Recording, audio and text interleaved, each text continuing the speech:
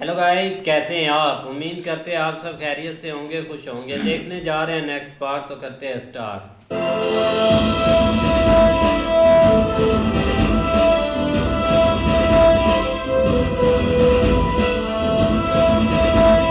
ओए ओए अर्जुना।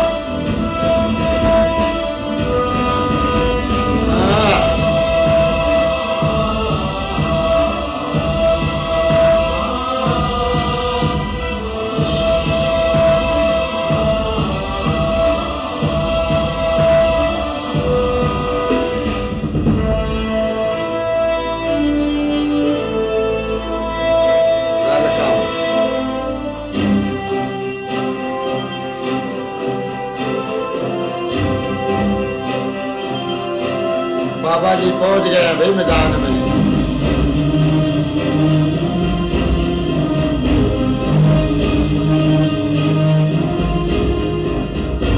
इन्होंने बोला चलो देख ही लेते हैं। हाँ, देख ही लेते हैं। इधर चल क्या रहा है राजकुमारी?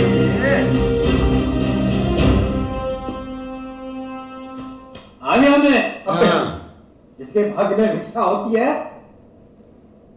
तो कैसे भी सही प्राप्त करने पहुंच ही जाता है। हाँ। कृष्णा जी भी सामने बैठे हैं।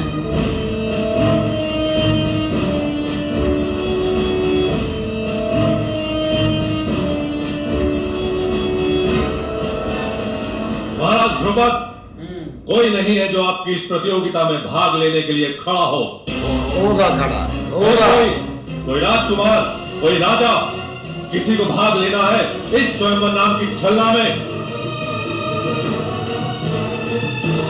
भाग लेने वाला आ गया भाई। ये तो सारे नखट्टू तोड़ दो इस धनुष को।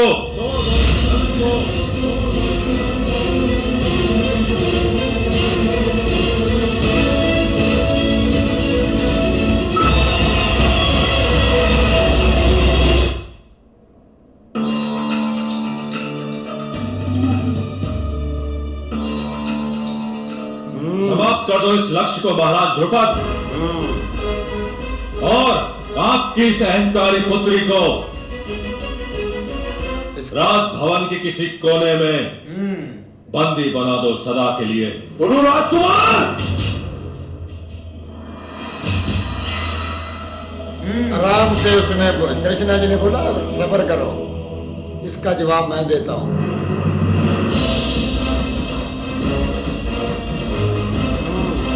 दोबारा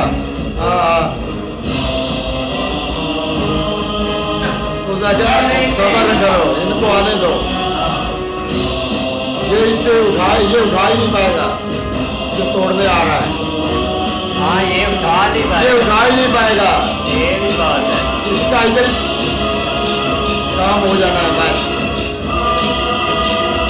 अपनी तरफ से बड़ा गुस्से में आया है।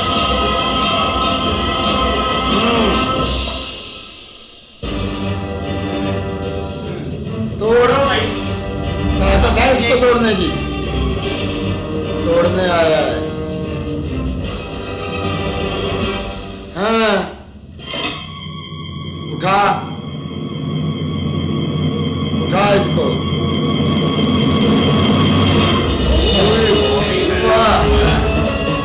आ गया भाई।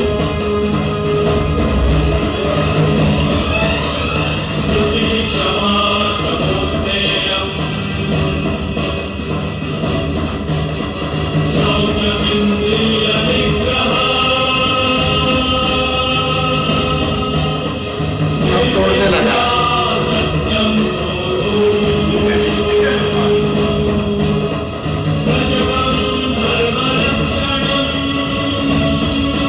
लगता है ये तोड़ नहीं पाएगा।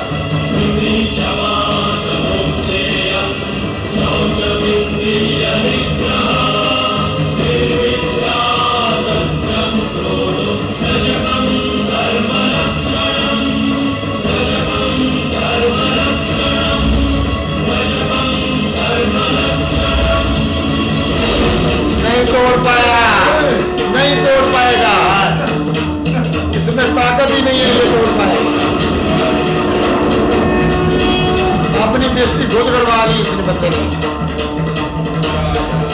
कुछ काबिल ही नहीं है ओ हाथ से खून निकल रहा है। भाई, निकलेगा ये, इसको छूने के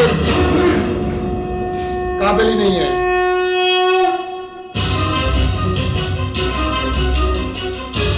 हाँ, अब क्या हुआ? ये लो, वो अपनी जगह पर वे दोबारा आ गया है। राजकुमार दुर्योधन, महाराज द्रुपद आपके आभारी हैं जो आपने इस धनुष को तोड़ने का प्रयत्न किया। हाँ, आपने ये सिद्ध कर दिया कि इस धनुष के नाश का अभी समय नहीं आया। हाँ, अब अर्जुन को पता चला है कि कृष्णा इधर है। हाँ, कृष्णा जी। आपको ये स्मरण होगा युवराज दुर्योधन हाँ, कि शिव धनुष का निर्माण जिन अनेक कार्यों के लिए किया गया था, उनमें से एक कार्य था देवी सीता का स्वयंवर।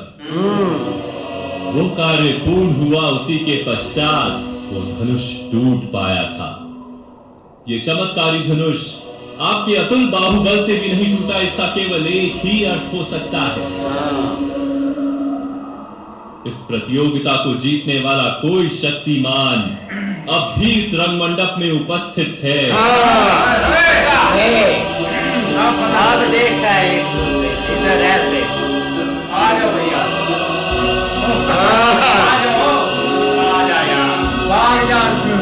नहीं अब नहीं बाजेगा, अब मुकाबला जीतेगा।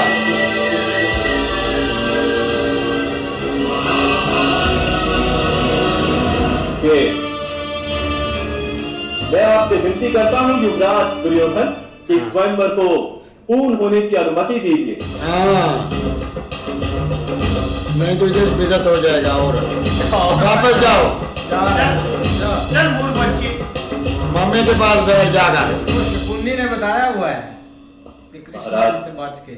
अब यहाँ पर उपस्थित सभी राजाओं को अंतिम बार निमंत्रण दीजिए। हाँ,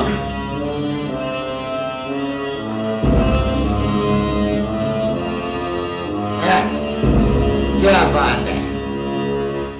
मैं इस सभा को अंतिम बार पुकारता हूं। कोई राजा, कोई युवराज, कोई क्षत्रिय योद्धा यदि अपने सामर्थ्य का प्रदर्शन करना चाहता है तो सामने आए।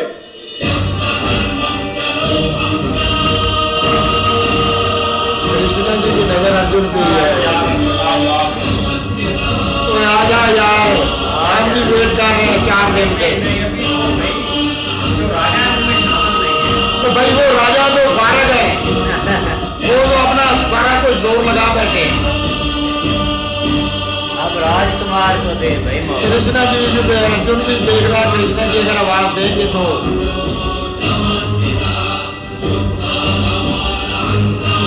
हाँ, अब इशारा दो भी। गोविंद, क्या क्षत्रिय कन्या का विवाह ब्राह्मणों के साथ नहीं हो सकता? वो ब्राह्मण नहीं है। अर्जुन नीचे आके करता। हाँ, वो राजा है। अवश्य हो सकता, यदि तुम चाहो तो। हाँ,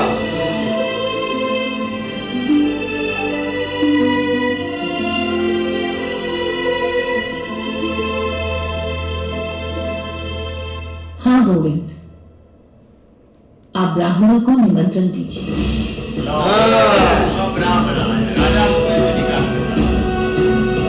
मुझे विश्वास है मेरे भाग्य में जो छिपा होगा वो आज अवश्य संपूर्ण विश्व के सामने प्रकट हो जाएगा।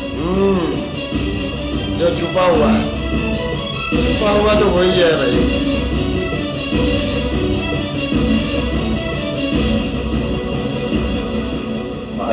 महाराज ही दे भाई।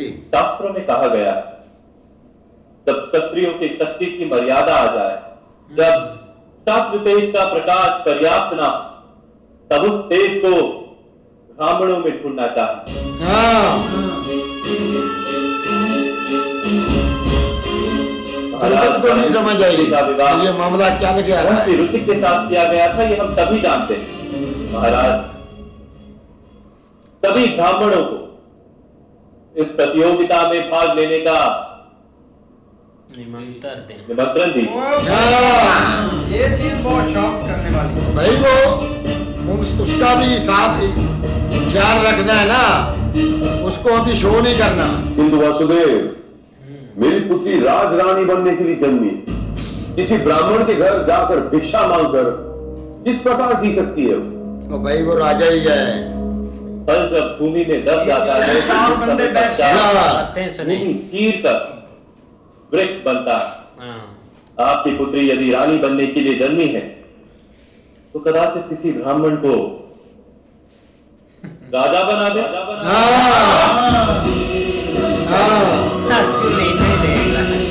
अर्जुन को पता है ना कि कृष्णा जी बार बार मेरे पे ही आ रहे हैं, इधर ही कर रहे हैं।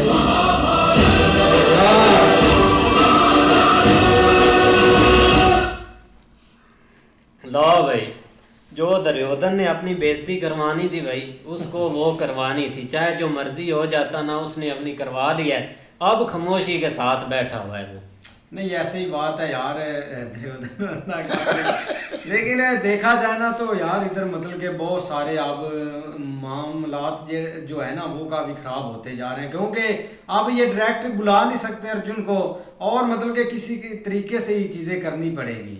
हाँ भाई, उनको भी पता चल गया, कृष्णा जी को भी ये नहीं आएगा वैसे जैसे हम बुलाना चाहते हैं, सामने सीधा आ जाए अर्जुन।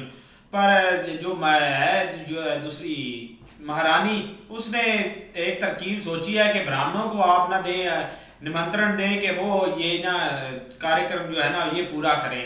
तो अब देखते हैं भाई अर्जुन सामने आता है या नहीं। भाई उनको पता चल गया है ना कि ये भाई अपनी असलियत जो है ना ये ज़हर नहीं करना चाहता, तो इसलिए भाई उन्होंने ये एक नया तरीका ढूंढा है कि भाई ब्राह्मणों को ना न्योता दिया जाए। लेकिन भाई असल कमाल है वो बाबा जी का। बाबा जी ने जैसे ही भाई इंटर हुए हैं तो वो अपने वो दो भाइयों के पास बेटों के पास गए हैं, तो उन्होंने बोला आप तो मुझे उधर छोड़कर आए थे, लेकिन देखो ऊपर वाले की मर्जी मैं उधर फिर आ गया हूँ, मैंने ये सारा कुछ देखना था। तो भाई वो तो उधर आ गया है, लेकिन भाई अर्जुन भी कोशिश यही कर रहा है कि मैं आगे ना जाऊं, लेकिन भाई अब तो आना पड़ेगा। लेकिन महाराज दुर्गट को तो नहीं पता चल रहा कि ये असल मामला क्या है। लेकिन भाई जो जितने भी राजा थे सब फेल हो गए, सब किराए के कातल थे। पता चल गया ना कि अर्जुन इधर है, खुद बुला लेना। हाँ, लेकिन वो असलियत नहीं ना जाहिर करना चाहता। भाई द्रौपद ने तो कहा कि मेरी बेटी तो राजकुमारी है, मैं किसी राजकुमार के ब्याह करूंगा, एक ब्राह्मण से कैसे करूंगा। लेकिन ओ यार क्या ब्राह्मण तो भाई कृष्णा जी ने भी कह दिया कि शायद वो आपकी बेटी से ब्याह करने के साथ वो भी भाई राजा बन जाए। हाँ। लेकिन भाई आगे देखते हैं अब। नहीं बिल्कुल ऐसे ही है, लेकिन भाई एक देखो ना, कोई वो गलत नहीं कर रहे, जिस तरह मतलब उन्होंने एग्जांपल दी है पीछे शास्त्रों की भी, जिस तरह वहाँ पे लिखा हुआ है, तो ये सारी चीजें एक लीगल तरीके से वो कर रहे हैं। अब देखो भाई कैसे वहाँ से एक उसको पिक करते हैं, बुलाते हैं, ये बड़ा देखने वाला। हाँ जी, देखते हैं नेक्स्ट पार्ट में, तब तक के लिए गुड बाय, टेक केयर।